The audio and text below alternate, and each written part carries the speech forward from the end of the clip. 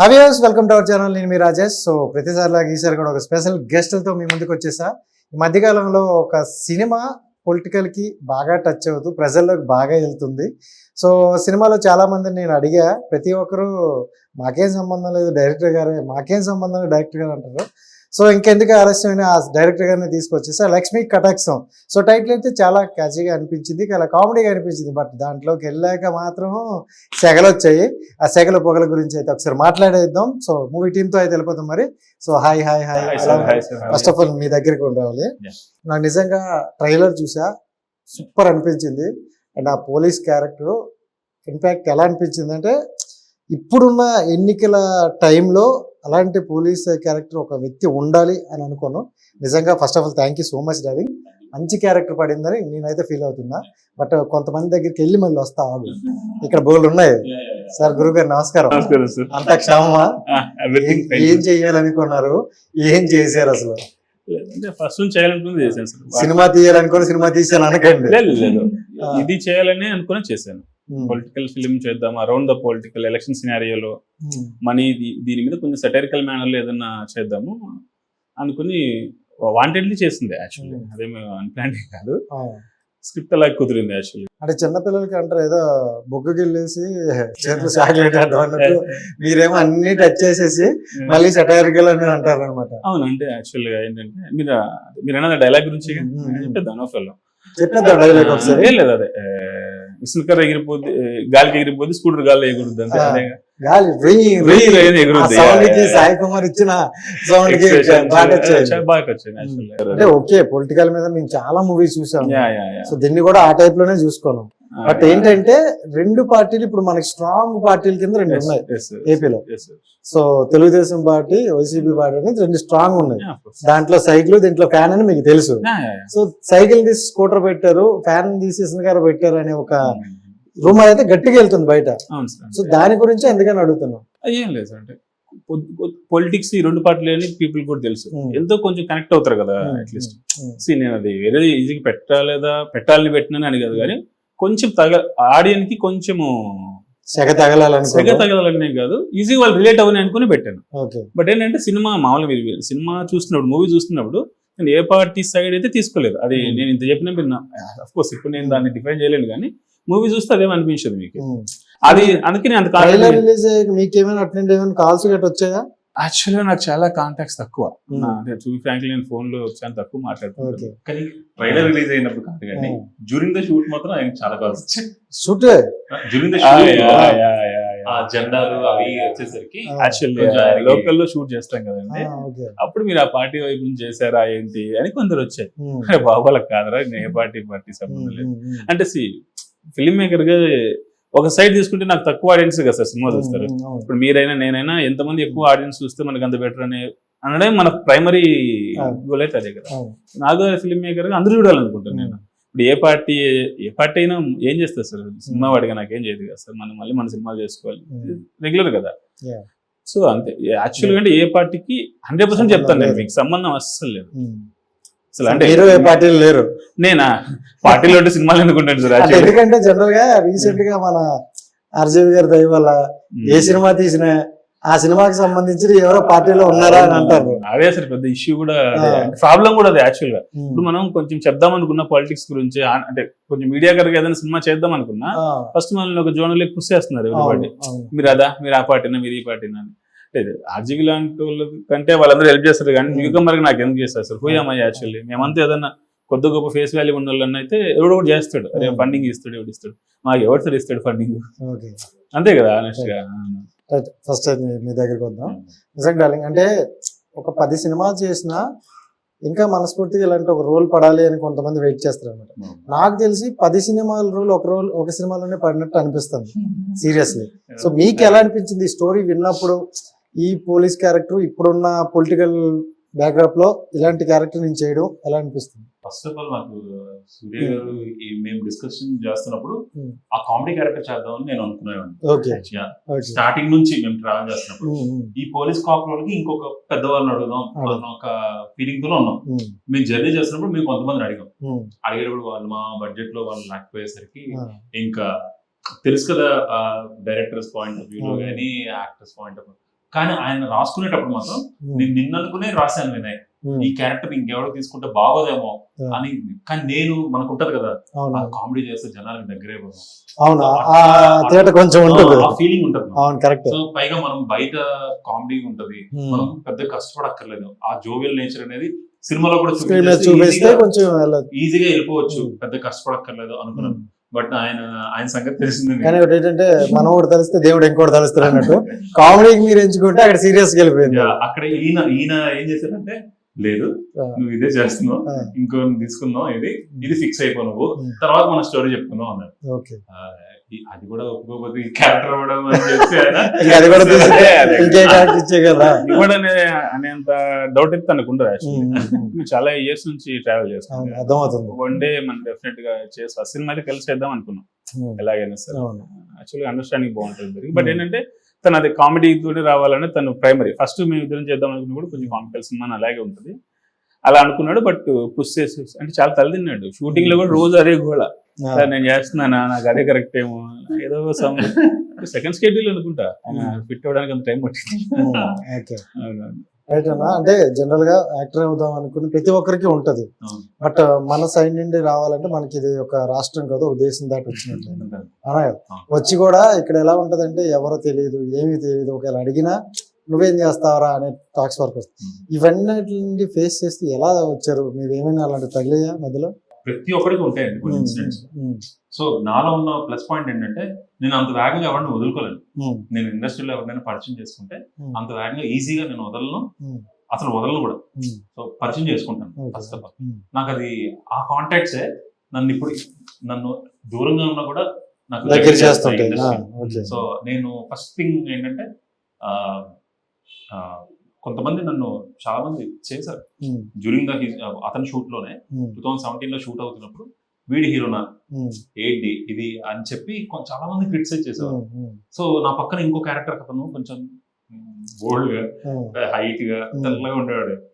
నాకు వచ్చేసరికి వచ్చిన ఆంజనేయం వెళ్ళేసి మాసిపోయిన బట్టలు ఉంటాయి కదా, వేయించేవారు. వన్ డే జరుగుతున్నప్పుడు, షార్ట్ జరుగుతున్నప్పుడు నేను అతను కలిసి ఇంకో ఊరు ట్రావెల్ చేస్తున్నప్పుడు నేను కొన్ని అడిగాను, క్వశ్చన్స్ అడిగాను. సార్ ఏంటి ఇలా అంటున్నారు, ఇలాగంటే బండి ఆపేసి దిగేసి మనం సక్సెస్ అయ్యాం, నా క్యారెక్టర్ ఏదైతే కావాలనుకుంటున్నావు నువ్వు అలా ఉన్నావు, నాకు ఉందాగా అవసరం లేదు, నాకు భజంత్రిలో ఆంజనేయ క్యారెక్టర్ ఎలా ఉండాలో అలా ఉన్నావు, బయట జనాలు అలా అనుకుంటున్నారంటే హ్యాపీ కదా అని అన్నారు. అక్కడ 2 days షూట్ కంటిన్యూస్ షూట్ అయిన తర్వాత ఆ జనాలే మళ్ళీ వచ్చి ఫోటోలు దిగుతుంటే అది నాకు చాలా మంచిగా అనిపించింది. అంటే సెట్ లో నేను నమ్మిన సిద్ధాంతం ఏంటంటే, నీకు ఎవరు రెస్పెక్ట్ ఇచ్చినా ఇవ్వకపోయినా పర్లేదు, నీకు చైర్ వేయకపోయినా పర్లేదు, నీ యాక్టింగ్ చూసి ఒక సెట్ బాయ్ వచ్చి నీ యాక్టింగ్ చూసి అన్న కూర్చోండి అన్న అని నీకు ఇచ్చాడా, సక్సెస్ అంతే. అదే ఫస్ట్ పాయింట్ నేను అన్నది. నీ జనాలు క్వశ్చన్ చేస్తారు లేదా, నీ స్పాట్ లో నువ్వు బాగా చేసావా లేదా అన్నది ఈ రెస్పెక్ట్ మీద నీకు డిపెండ్ అయి ఉంటుంది అని నా ఫీలింగ్. నేను అదే కోరుకుంటున్నాను. నేను జనాల నుంచి కూడా అదే ఎక్స్పెక్ట్ చేస్తున్నాను. అంటే మనం తీసుకున్న ఈ పార్ట్ లో చాలా హర్డల్స్ ఉంటాయి.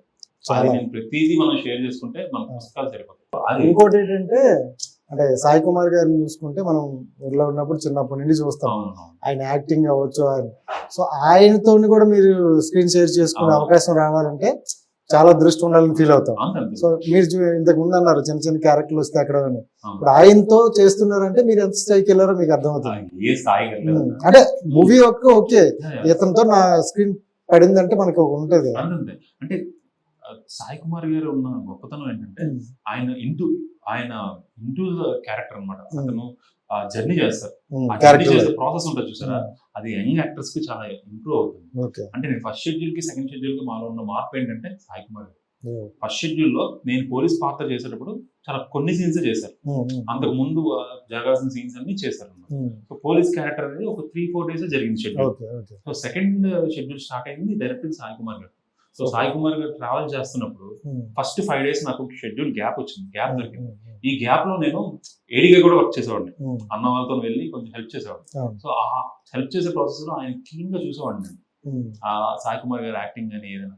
సో ఆయన చదివే విధానం, డైలాగ్ చదివే విధానం, అర్థం చేసుకునే విధానం, కామా ఫుల్ స్టాప్ ప్రతిదీ ఆయన క్షుణ్ణంగా ఉంటది. ఆయన డైలాగ్స్ చెప్పింది, ఆయన డైలాగ్ కింగ్ అంట. సో క్షుణ్ణంగా పరిశీలించే ఇది ఉంటుంది చూసారు ఎక్స్పీరియన్స్. నన్ను నేను చాలా నేర్చుకున్నాను. అలాంటి ఇండస్ట్రీలో కొంతమంది ఉంటారేమో కదా. యాక్చువల్లీ ఒక రోజు వాడికి ఒక డైలాగ్ ఉంటుంది. యాక్చువల్లీ జస్ట్ ఒక డైలాగ్ ఉంటుంది. ఆడిని కూడా సపరేట్ పిలిచి దాంతో రిహార్స్ చేసి న్యూ ఫీలో యాక్చువల్లీ కంప్లీట్ గా న్యూ ఫీలో ఆడిని కూడా కంఫర్ట్ జోన్ లోకి తీసుకొస్తాడు. ఫస్ట్ బ్యూటీ థింగ్ ఏంటంటే కొత్త యాక్టర్లు అనుకోండి, యాక్చువల్ ఆ విషయంలో మాత్రం ఆయన అమేజింగ్. ఫస్ట్ వాళ్ళకి ఒక స్పేస్ ఇస్తాడు. అందరిలో ఫస్ట్ ఈ లైట్ అప్ ఇదంతా చేసుకునే వరకు అందరిని పిలుస్తాడు ఒక రూమ్ లో. నా రూమ్ లో ఎవరు ఉండదు, హీరోట్ అందరు, యాక్టర్ ఓన్లీ డైరెక్టర్ ఉంటాడు.